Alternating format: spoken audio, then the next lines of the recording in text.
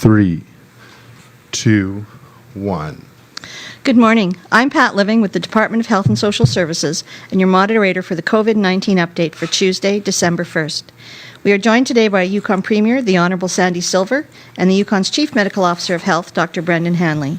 Our sign language interpreter, Mary Thiessen, and André Boursier from the French Language Services Directorate are also with us today. Following our speakers, we will go to the phone lines for questions from reporters. We will call you by name, and you will each have 2 questions. Before we begin with our speakers, I would like to verify that everyone can hear us. If any of the reporters are having a problem, please email ecoinfo@gov.yk.ca. Premier Silver? Thank you very much, Pat. Hello, everybody, and thank you for joining myself and Dr. Hanley on the traditional territory of the Kwanlin Dun First Nation and the T'an-Quachin Council. In the past week, we have announced 8 new cases of COVID-19. We now have a total of 47 cases in the territory and a total of 17 active cases. We have also issued additional public notifications over the past few days. I encourage all Yukoners to review the public notifications so that they know if they've been in a location where they may have been at risk of exposure.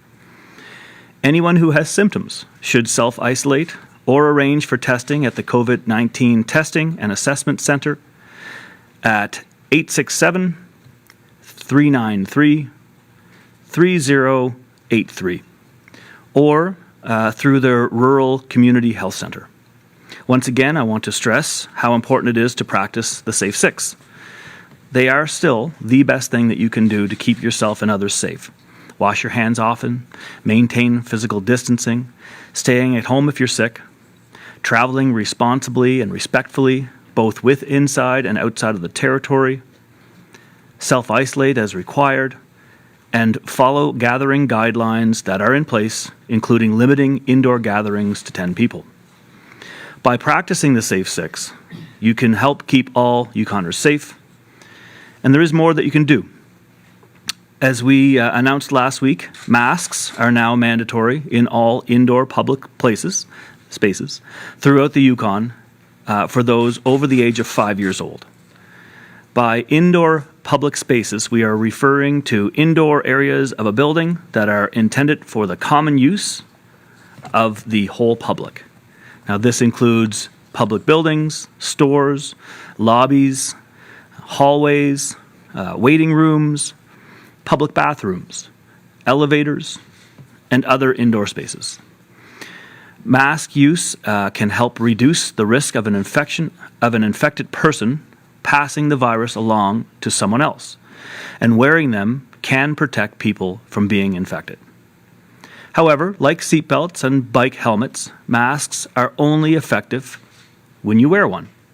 My simple advice, if you're not sure whether or not you're in a public space, wear a mask. Do it for your neighbors, do it for your friends, and for your colleagues. We cannot let our guard down, and we must remain vigilant. I also want to take some time to emphasize the importance of staying home if you are sick. As we deal with the second wave of this pandemic, it's very important to be mindful of what we are each doing to prevent the spread of COVID-19. It is important to monitor your symptoms and to stay at home if you are sick. I know Yukoners take their work very seriously, and it's not easy to stay away, but it is very important.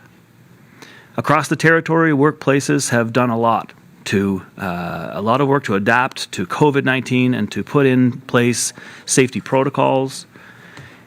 It has been great to see the quick and creative changes that local businesses and organizations have made to keep their operations safe and healthy. We can't thank you enough.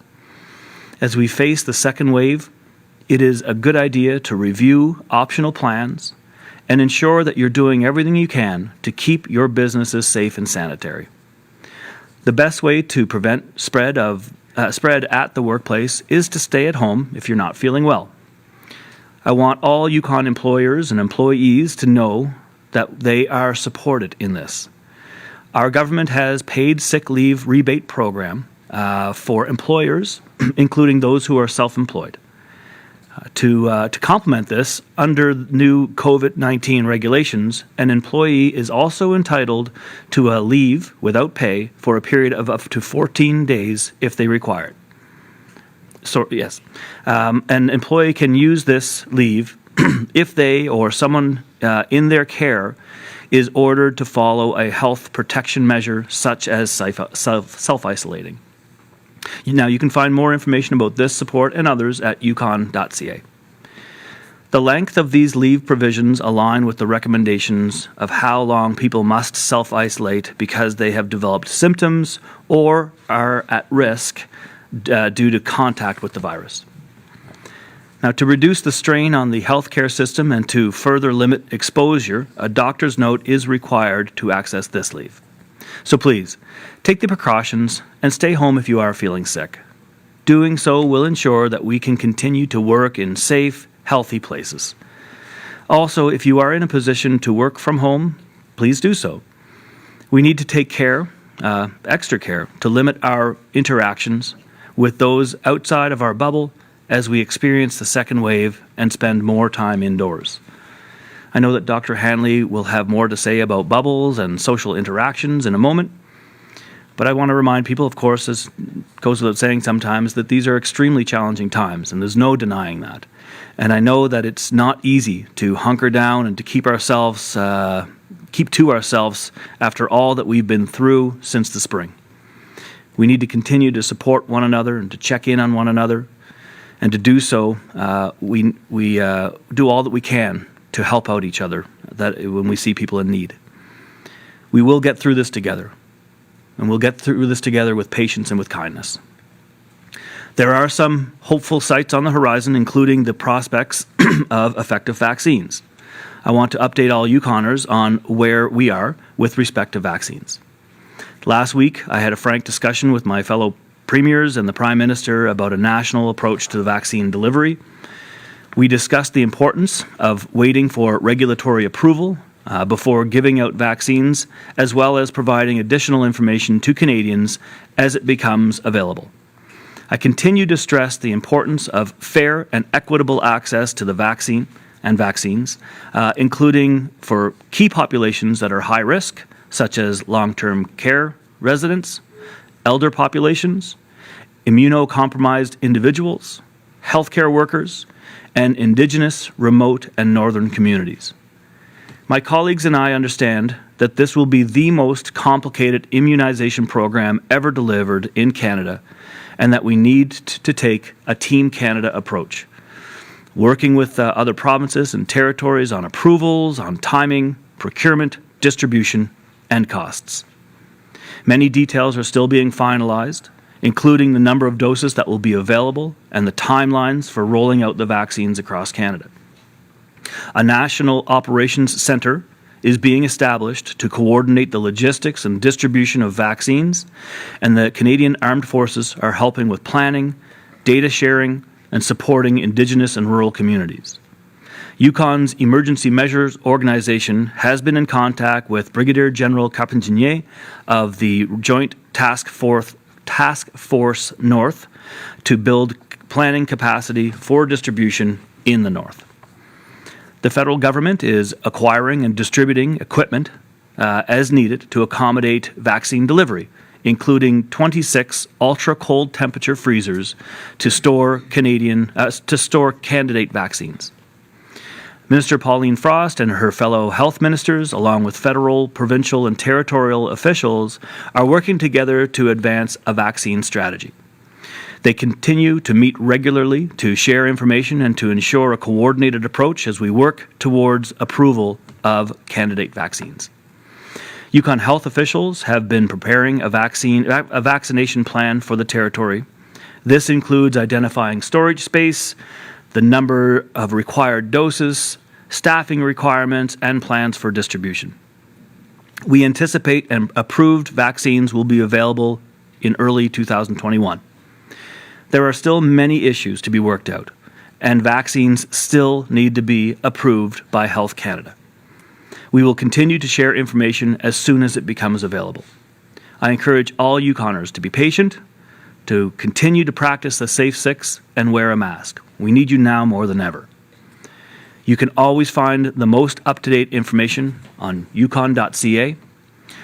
Now, the last thing that I want to touch on before I pass things over to Dr. Hanley has to do with the fact that we are in December. As we set our sights towards an unusual holiday season, I know many kids around the territory are wondering how their gifts might get here in light of the self-isolation requirements, and I have good news on that front. I can confirm that Santa is a critical worker, and that I know that Dr. Hanley and his team have been working very closely with his counterparts in the North Pole. With that, I'll turn things off to Dr. Hanley. Thank you. Masi Cho. Ganesh. Thank you, Premier Silver. Dr. Hanley. Thank you, Premier, and thanks for listening to my recommendation as well. Good morning, bonjour, bon matin. Happy December. I hope everyone is doing well. I know there are many things in motion at the moment. We have outbreaks going on with a sharp increase in case numbers. We have the mask mandate, which some people welcome and others not so much. Canada as a whole is grappling with continually rising cases, hospitalizations, and deaths. It all feels as unsettling as rain in December. Our case count has, as the Premier indicated, doubled in the past 3 weeks, from 23 cases on November 10th to 47 cases as of this morning. And counting, we are likely to see more cases. So far, all cases investigated have been traceable back to a known case or cluster or are suspected to be linked. All recent cases are recovering well while at home in isolation, with 2 cases still in hospital. And YCDC is continuing with intense contact tracing. We don't know when this will end. We won't know when this will be over until we see at least a few weeks without further cases linked to this outbreak. And so far we have, despite extensive testing, not identified signals of community transmission.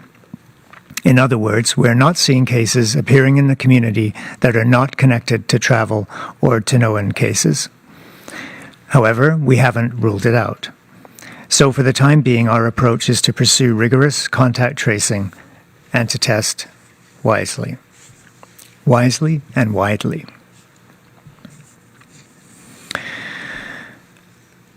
I thought it would be, at this point, worth reaffirming and focusing on what our general goals are with the pandemic, and particularly in this time of outbreak. And if we have goals, how do we get there? And our general approach is similar to Canada's as a whole: to prevent the harmful effects of COVID infection, to protect people and settings that are more vulnerable to COVID's threat, and to minimize the negative mental and physical effects caused by the COVID response. In other words, we're continually striving for the best balance of reducing COVID's threat while supporting the health of our people, whether that's mental, physical, spiritual, or overall health, and preventing harm to our society. So protecting the overall well-being. And more specifically, our goal is to contain COVID so that we can ideally prevent community transmission. And if we can't achieve that, we will strive to keep transmission to a minimal level while protecting our citizens, our elders, our communities, our healthcare and essential workers, and our healthcare system. And as we continue towards this present goal of containing the outbreak and preventing it from turning into more widespread disease, our approach is based on the following measures: carrying on with meticulous contact tracing, maintaining accessibility to testing to detect otherwise undetected disease. And we have increased our testing capacity recently by offering a more convenient way to get tested with the extended drive-through testing center. And so if you are symptomatic, you can drop into the drive-through and seek testing. We're also continuing to identify sites where transmission may have occurred. And these core public health measures are in addition to what we need to do as a population to prevent transmission, including the Safe 6 and masking, and I will go over these in some detail later. So I think everyone understands why we want to test and contact trace. But why the public notifications, and isn't that just raising the alarm too high? Well, we know well that COVID-19 can be spread from people who have symptoms that may be mild enough that they are not recognized as something potentially serious. Or it can be spread in that period before symptoms develop. So without knowing, these individuals can be out and about in the community in that 2 or 3 day pre-symptomatic period. And every time that we interview a positive case, the nurses try to suss out where the individual was while infectious. Sometimes that may involve a setting where there's been significant mixing with a member of the public. Sometimes these situations are so transient, a few minutes in a gas station or convenience store, that they're not significant ways for COVID to spread. But sometimes when the durations are longer and perhaps other conditions prevail as well, maybe more crowded venues, maybe closer spacing, maybe absence of mask use. Those are situations where we will post locations to notify potentially exposed members of the public. For that reason, we have to publicly provide information on where there may have been possible public exposures.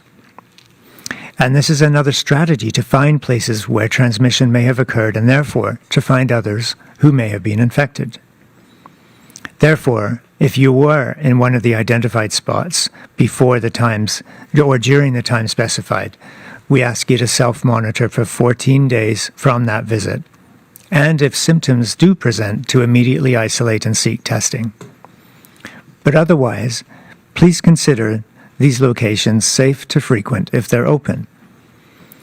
All of these businesses are facing challenging times during a pandemic, and we have been working closely with all of them to help them operate in a safe manner. Now, this outbreak is not over, but we have already learned a lot, and there are significant lessons to be learned that we need to apply to further preventative measures now. And here's what we're seeing. People who are working or participating in activities while sick with symptoms. We see COVID infection being passed around in work settings or in other public settings where people are meeting and gathering outside household bubbles. So here is takeaway number 1. If you don't have any symptoms, if you have any symptoms at all, if you do have symptoms at all, stay home. Don't go to work. Don't go to the gym. Don't go to the grocery store or pick up a coffee. Many of our recent cases have arisen from transmission within a work setting. A sick staff member goes to work, infects a co-worker, who then goes home and infects a family member, and so on. If you're sick, it's your responsibility to protect your partners and your friends and your partners at work, your family at home, and others that you associate with. So if you do get symptoms, what will you do? Will you continue to work and pick up groceries for dinner, or will you go home and stay away from others? You need to walk through this scenario ahead of time and be ready in case you do fall ill. If you have symptoms, even mild, you must avoid others and avoid public places. If you continue with your daily lives, you may be the reason that others become infected. So if there is one thing to take from today's briefing, please stay home if you're feeling sick, and this is critical to reducing the number of cases throughout the territory. Employers, please prepare for staff to be sick and ensure that both you and they know the supports that are in place for you, as the Premier mentioned.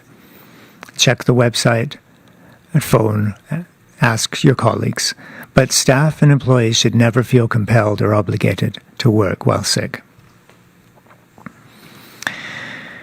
As the Premier confirmed, the wearing of a non-medical mask is now mandatory in Yukon while in indoor public spaces. Everyone over the age of 5 will be required to wear a mask, and this mandate is enforceable under Civil Emergency Measures Act, meaning that Yukoners will be required to wear masks in spaces as defined in that order. And details, as always, are available on yukon.ca. The evidence is more compelling by the week. Masks do help us in situations where physical distancing may not be possible. While we can continue to socialize, go to work, and visit other public spaces if we're well, masks will give us yet one more layer of protection in addition to our Safe 6 measures. Masks help prevent the spread of a person's infectious respiratory droplets if that person is wearing a well-fitted non-medical mask. And remember that COVID can spread before symptoms occur. Masks can help us further protect ourselves and others, including those who are more vulnerable to COVID-19. Wearing a non-medical mask that properly covers your nose, mouth, and chin helps you reduce the risk of transmission of COVID-19 when you also follow the Safe 6. Remember, masks are not a substitute. They're an addition to all those measures that are already well known. It's important that you continue to physically distance and wash your hands and follow the other measures when applicable. For Yukoners who cannot afford or can't find a mask, Yukon government does plan for a limited time to make them available at public facilities. And please refer to yukon.ca for more information and guidance on the use of mandatory masks. These recent and ongoing outbreaks have led us, as they should, to think about what our risks are and what we're doing to diminish those risks. We need to have those difficult conversations about what extra societal measures may be needed, either now or if things get worse. In many ways, we have been relaxed or led into complacency as the risk of COVID has seemed something mostly outside our borders. But now there's no further room for minimizing the threat or denying it. COVID-19 is here, it's real, and it could get worse. I'm going to ask you to make some small sacrifices for a greater good. And by and large, there's nothing here that we have not already asked. It's just a matter of redoubling efforts to do what we should already be doing. First, if you can do so without disrupting workflow or service to others, please work from home. I ask that employers consider ways that they can support having some employees work from home where possible. And if you're unable to support this as an employer, please refer to yukon.ca for all the pandemic relief supports. Now, importantly, we are not going back into the shutdown phase that we faced 8 months ago. We want services to continue to run. We want clients to continue to get the services and care that they need. We want those important transactions still to occur. But at least to some extent, if we can make the workplaces a little less peopled and a little more spacious and carry on just as well, we will be in a better place. The second, and I've mentioned this already, do not work while you have symptoms. We've witnessed this occurring and contributing to COVID spread. We've seen it occur all over the world, and now we're witnessing it here in Yukon. Really, the only reason to have any symptoms and to remain working is that single runny nose that we highlighted in the traffic light guidance. Basically, anything else, you need to stay at home, stay away from others, self-isolate, and arrange for either a test or 10 days of self-isolation. Third, regarding your household or social bubble, let's take another look at those rules, and now we really need to stick to them. So stick to your social bubble in every setting. And your social bubble consists of people you live with or who regularly come into your household. Your social bubble can include one other household. Everyone in your household must be a part of that social bubble. And that's it. That's your bubble, like it or not. If you're in a shared household, you either form the bubble among you, or you have no shared facilities and no close interactions. This means that the household members you interact with are not having dinners with their neighbors or friends outside of this bubble. The bubble is designed to be small, but can include a maximum of 15 people. And remember, that's split between 2 households. So people you play sports with or work with, if they're not already in your social bubble, they are not part of your social bubble. So in these areas, you need to follow existing guidance, whether that's for contact sports, sports guidelines, or operational plans that you need to have set up for your workplace. And if you go out to restaurants or bars, please don't share tables with people outside of your bubble. The harsh reality for now is that you can only socialize with your friends in these settings when well spaced from each other. Sharing a table is unfortunately not one of those ways. We are seeing transmission of COVID-19 in multiple settings where indoor spaces are shared, whether at home, at work, or during leisure activities. It's vital that for the next few weeks we hunker down and reduce our outings and social gatherings outside of the household. We'll have to work a little bit harder these next few weeks, even months, and we will need to comply with the new guidelines, sticking closely to our household bubble and showing compassion where it's required. We're not alone in this battle, and as proud Yukoners, we can work together to slow the spread of this virus and ease the strain we're all feeling by investing in our efforts. I want to talk about the importance, as I've mentioned many times before, of confidentiality. And during these last few weeks, I'm sure we've all heard the constant swirl of rumors. We've released numerous cases that have been linked to specific locations. We need to remember that privacy is essential during a time like this. When people are sick with COVID-19, we want to avoid these individuals being named or blamed or ostracized because they became ill with the virus. Individuals diagnosed with COVID-19 are often dealing with an overwhelming amount of emotion and fear.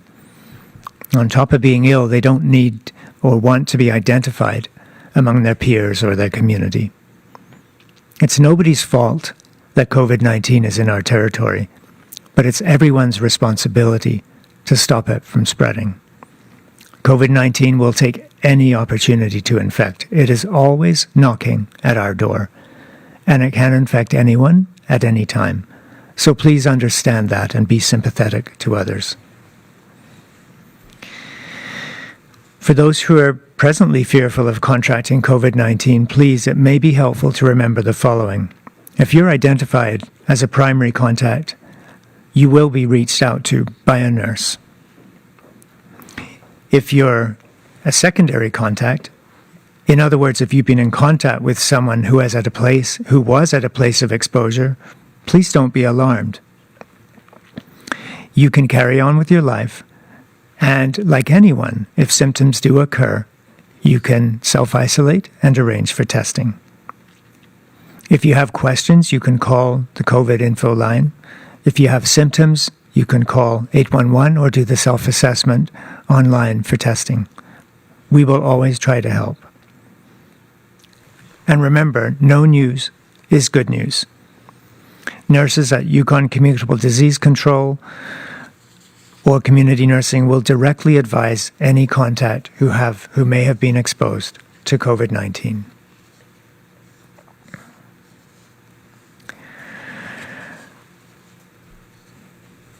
So three important areas to remember before I have a couple of closing remarks. So one is, if you're sick, stay away from others, and please don't participate in activities and don't go to work. The second is keeping your social bubble really to your household, that one or two household bubble. We really want to keep social activities within that bubble.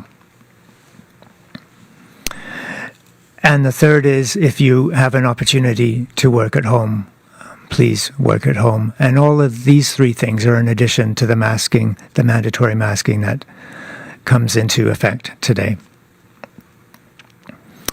Now, sometimes I've shouted out to people or congratulated or thanked people, and I think it's always important to express gratitude to those many people who are involved in the COVID response.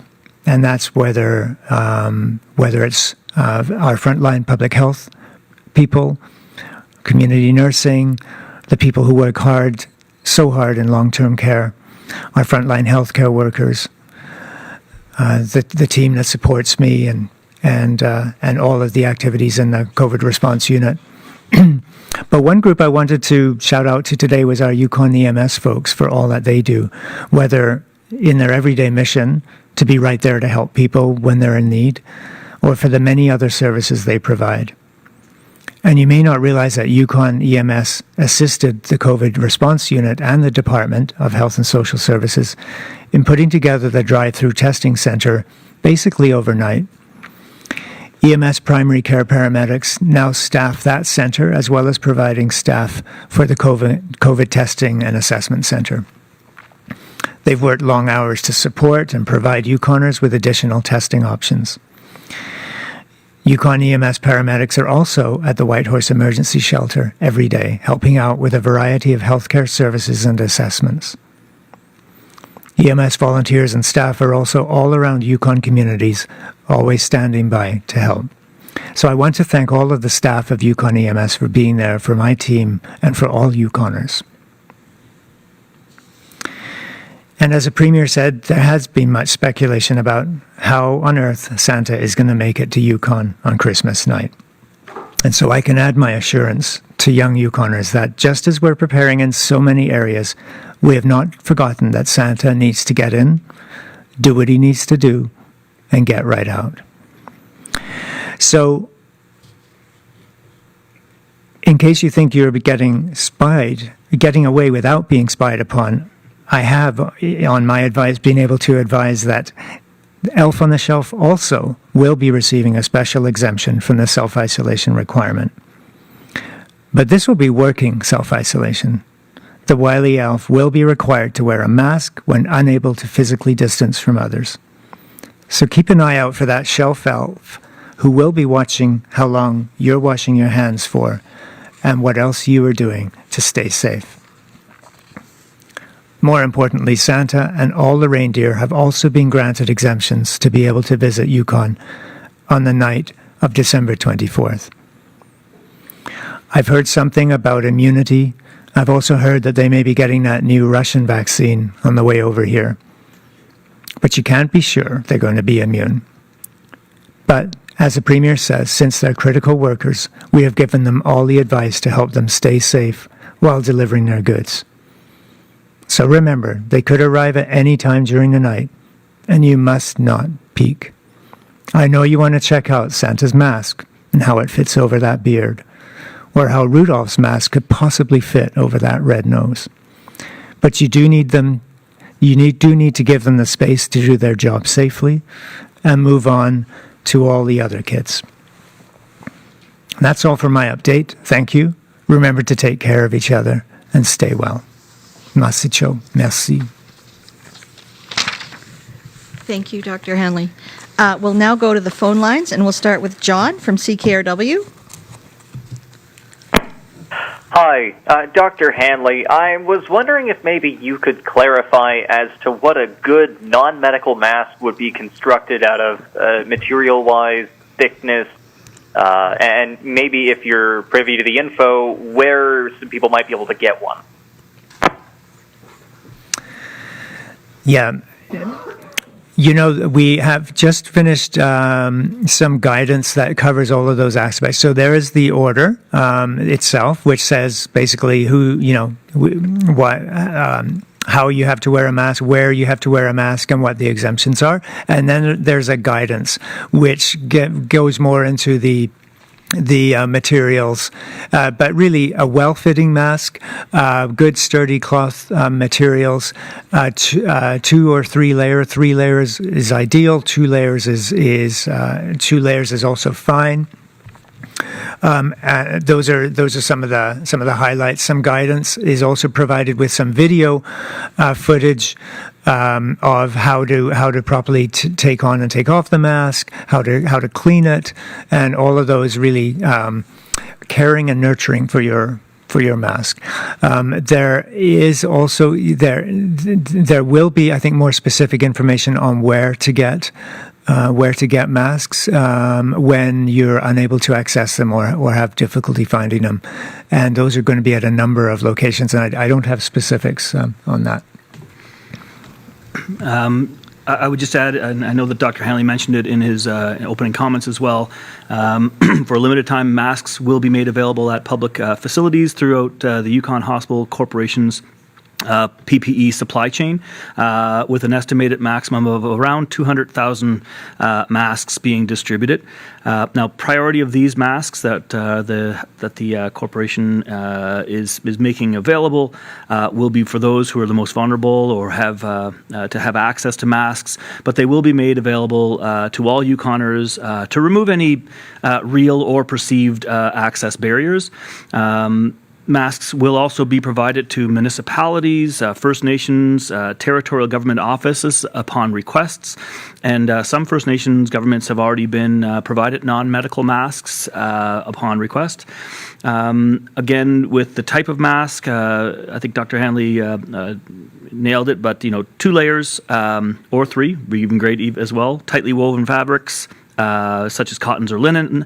A third middle layer should be of a filtered fabric type, if possible, and large enough to completely cover the nose, mouth, and chin. Thank you. John, do you have a follow-up question? I do. This morning, while getting my coffee, I noticed a number of patrons in a coffee shop. I won't mention the name just to not ostracize the business. Were not wearing their masks, and today was the start of the mandate. My question surrounds the idea of enforcement, fines to go with non-compliance for the mask mandate, as well as, I guess, what exactly will enforcement look like? Yeah, sure. Maybe I'll start and the Premier can follow up. I know the Premier carries the big stick, so...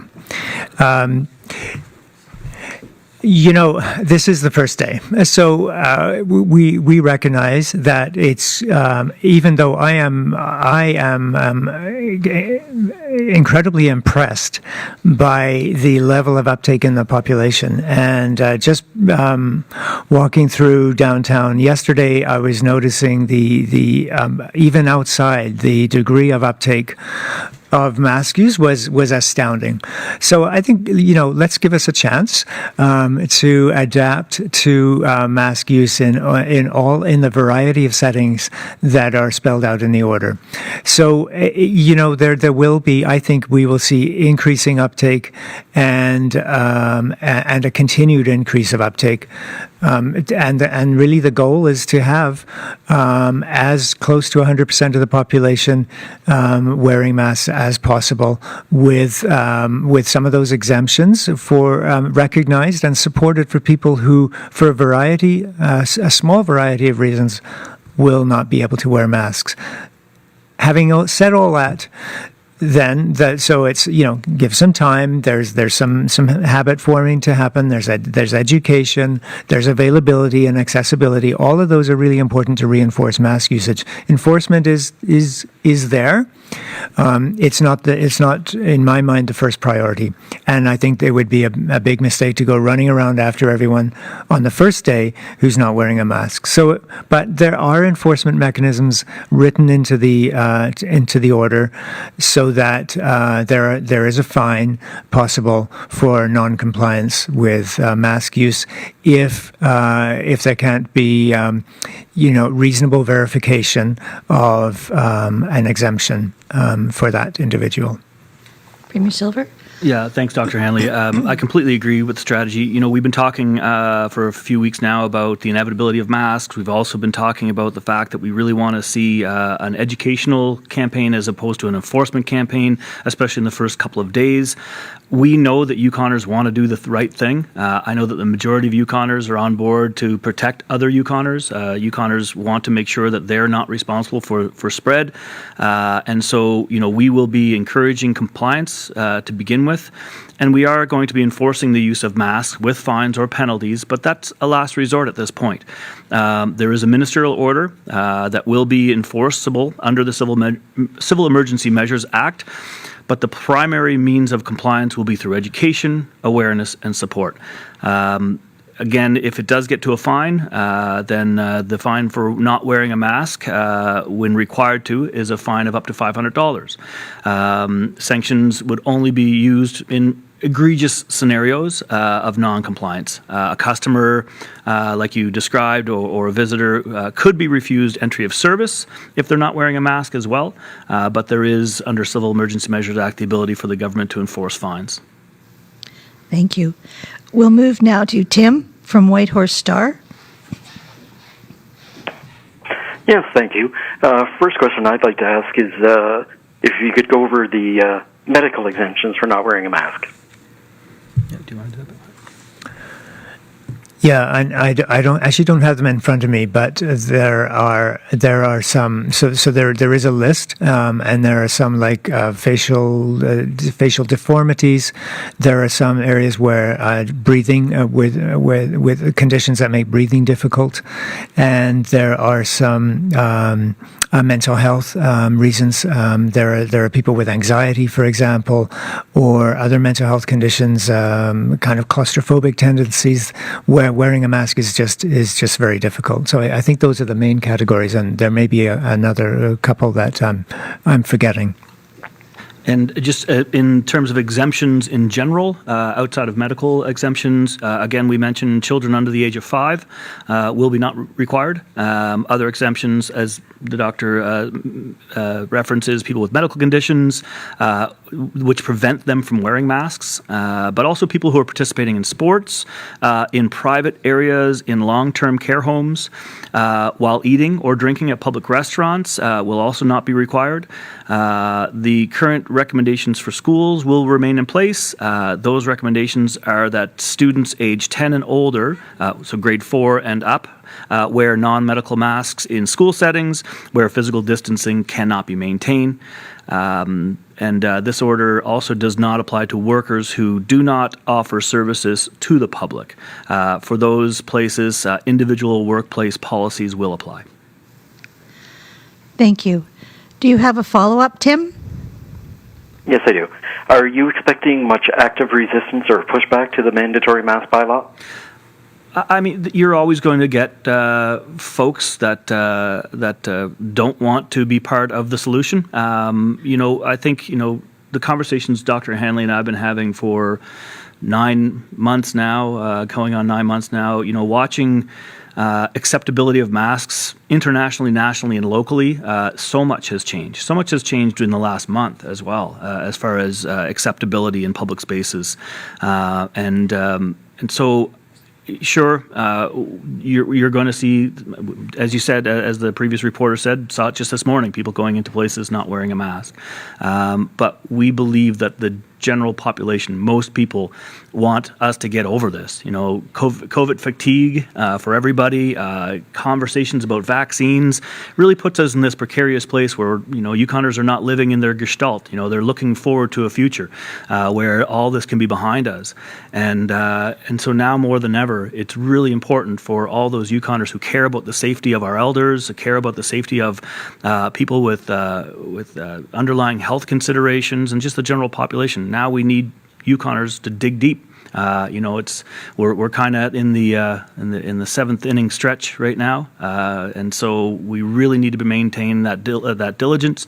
I think that the Chief Medical Officer of Health and his team have done an extraordinary job of preparing Yukoners for this inevitability, and here we go with just another part of the new normal. And we're really encouraged by the amount of masks use that I have been seeing and that we've been seeing.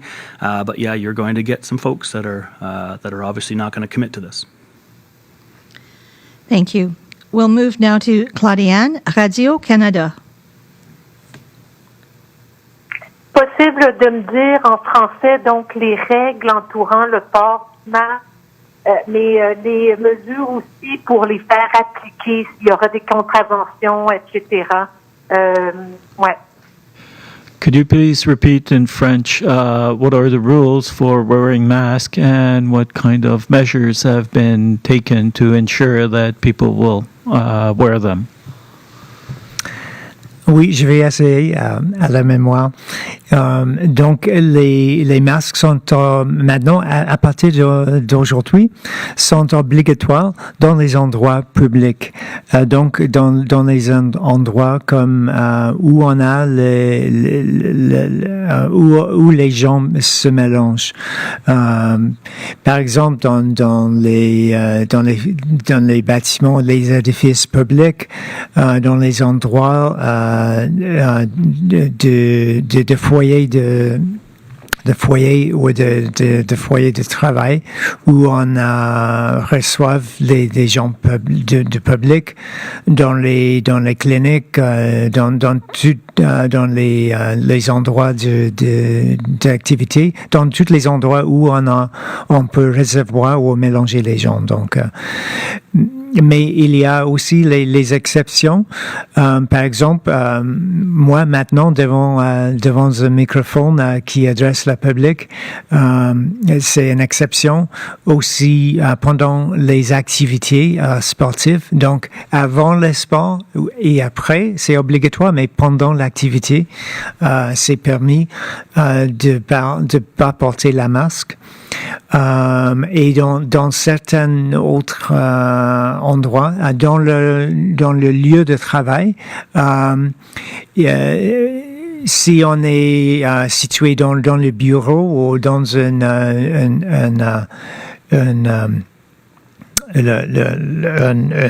salle de réunion, ce n'est pas obligatoire, mais dans les endroits communs, encore, c'est maintenant obligatoire. Et puis il y a les exceptions médicales qui sont peu, mais par exemple les déformités faciales, des conditions de santé mentale comme l'anxiété et certaines autres conditions respiratoires où ça porte plus de difficultés de respirer quand on porte un masque. Donc il y a quelques exceptions. Et aussi, on veut renforcer l'éducation, d'avoir un temps pour les gens de s'habituer à ces nouvelles règles. Et finalement, il y a la possibilité d'avoir une amende jusqu'aux $500 plutôt pour les situations exceptionnelles où les gens refusent malgré tout l'encouragement de porter un masque. Prochaine question, Claudiane. Vous avez parlé beaucoup de rester à la maison quand on a des symptômes, de ne pas aller au travail. Est-ce que c'est là où on a vu la plupart des cas récemment? Est-ce que c'est au travail? So you mentioned that it's important to stay home when you have symptoms. Is it related to the latest cases? Is it at the workplace that most of these cases have appeared at this point? Oui, je peux pas dire la plupart, mais il y a, c'est impressionnant qu'il y a certains cas où on a témoigné la transmission de virus dans les endroits de travail et plus d'une fois. Et puis ça a répandu à la maison. Donc c'est une situation même avec ces vingtaines de cas, on a vu plus d'une fois, plusieurs fois, cet endroit, cette méthode de transmission. Donc c'est pour ça et c'est pas unique, naturellement, c'est pas unique au Yukon. Donc, c'est plutôt qu'on voit maintenant au Yukon ce qu'on a témoigné dans d'autres parties du Canada. Et donc, c'est réemphasisé, de constater fortement que c'est vraiment un risque pour transmission, c'est de porter l'infection dans les lieux de travail. Thank you. I won't ask you to repeat that. You've already said it in English. We'll move to Beth Layton from Canadian Press.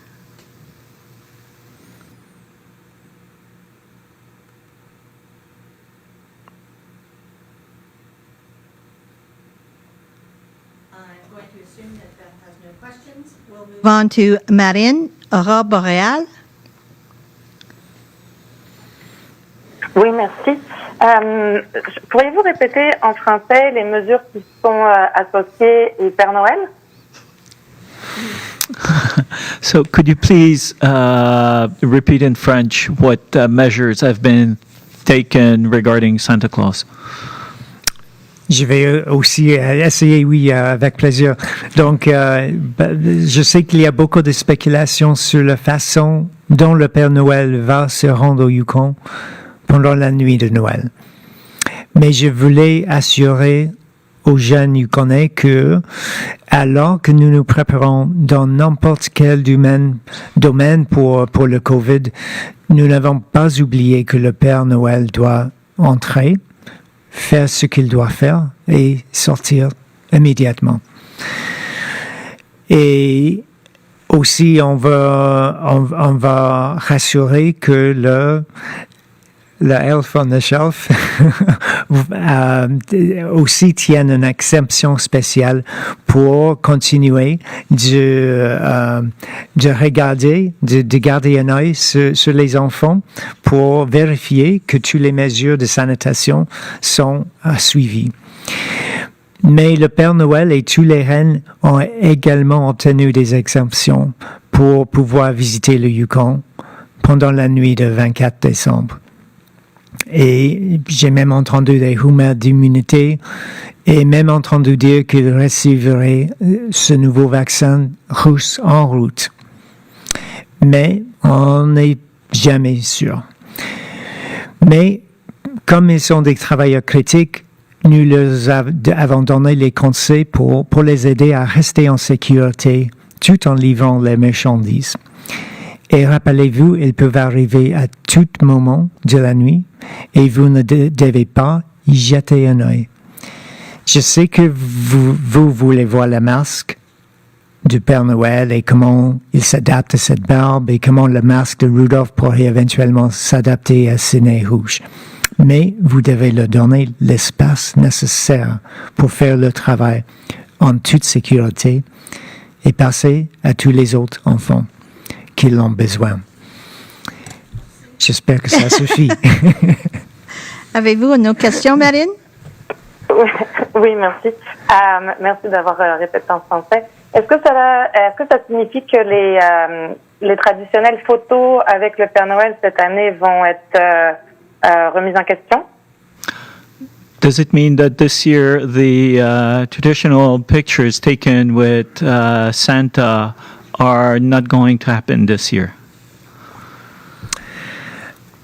Oui, c'est une bonne question. Et donc, tout suivant les règles, mais j'ai l'impression que les gens s'adaptent avec d'innovation toujours. Et un exemple, c'est j'ai entendu pour mes enfants qui avaient les photos à l'école, qu'on va toutes les photos individuelles et puis on va les photoshopper pour faire une photo de groupe de la classe. Donc j'imagine il y a des moyens peut-être pour faire des photos ensemble sans être ensemble. I will ask you to repeat that in English, please. The question about spacing and Santa photos, the spacing will have to be observed, and all the guidelines. Unfortunately, so there may be not the opportunity to have a close encounter or a hug with Santa. However, there are methods, and I was just speaking about my kids who just had their school photos done, and instead of the traditional class photo, they were going to just Photoshop the individual photos into one class shoot. So there are always these opportunities for innovation. Thank you. We'll move now to Haley, Yukon News. Thank you. I had a question for Dr. Hanley. I'm sure this was covered earlier in the pandemic, but I'm hearing more people asking questions about it. So much of the advice for like contact tracing or being in an area has to do with waiting to see symptoms. Is asymptomatic transfer of the virus before you see symptoms, is that a concern at all? Absolutely, it's a great question, and absolutely it is a concern, and that factors into how contact tracing is carried out, and even how our public notifications are carried out.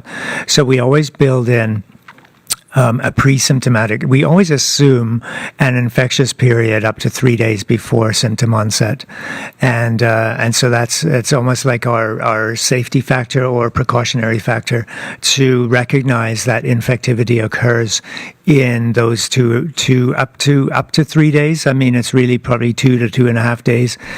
We now have gone to 3 days as our usual approach, and again, just building in that safety factor so that we are looking for contacts not just at the time of symptom onset, but in those days before. And the same with our notifications. Recognizing that people may have been in those places before, if they've been in those places before symptom onset, we count those as potential exposures if they are in that 2 to 3 day period beforehand. Thank you. Next question, Haley. Thank you. Yes, my other question, it was sort of touched on, but when it comes to household bubbles, obviously it's much easier if you sort of have a nuclear family, maybe you've got 2 adults and a kid living in a house.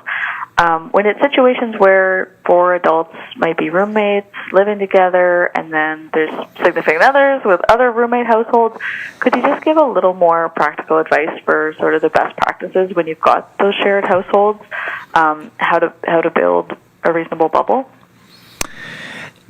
Yeah, I'll try. And it's, again, I think it's a mixture of being really prudent and common sense and recognizing what you're starting with. So if you, there's no doubt that a shared household where you have, for instance, a group of young adults who are all working in different places, you're already looking at a potentially risky scenario. So it is important to establish at the beginning what the understanding is within that household. Are you having four people, for instance, who have separate bathrooms and separate lives from each other, and rules about using the kitchen and spacing within the kitchen, and as I indicated briefly, no sharing of facilities, so that you're really setting yourselves up to be living completely separate lives, and that does happen. Or are you actually forming a social bubble? So there are your friends, and you're deciding to make that your social bubble. That means then that you are limiting your bubble outside. So that really is your bubble. Now, you could you could entertain 1 or 2 others into that bubble. This is not where the 15 applies. The 15 is really to recognize so 2 households where you might have 2 large families, a family of 8 and a family of 7, and they can deliberately form that bubble. So I think.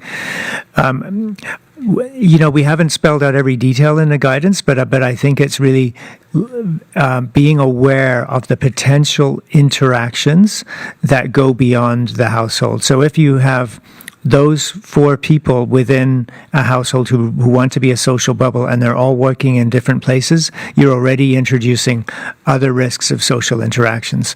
The preferred way would be to keep that bubble really small, whether that's just the household, maybe 1 or 2 other close friends, and then that's it. And then so then there's no other bubble.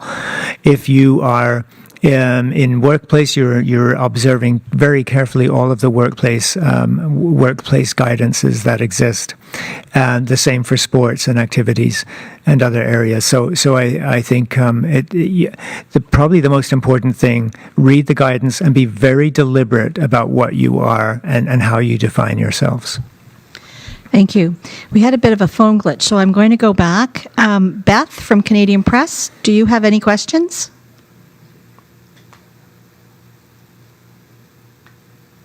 And she's still not there, so thank you. I'd like to thank everyone for their time today. Our next COVID-19 update will take place Tuesday, December 8th at 9:30 a.m.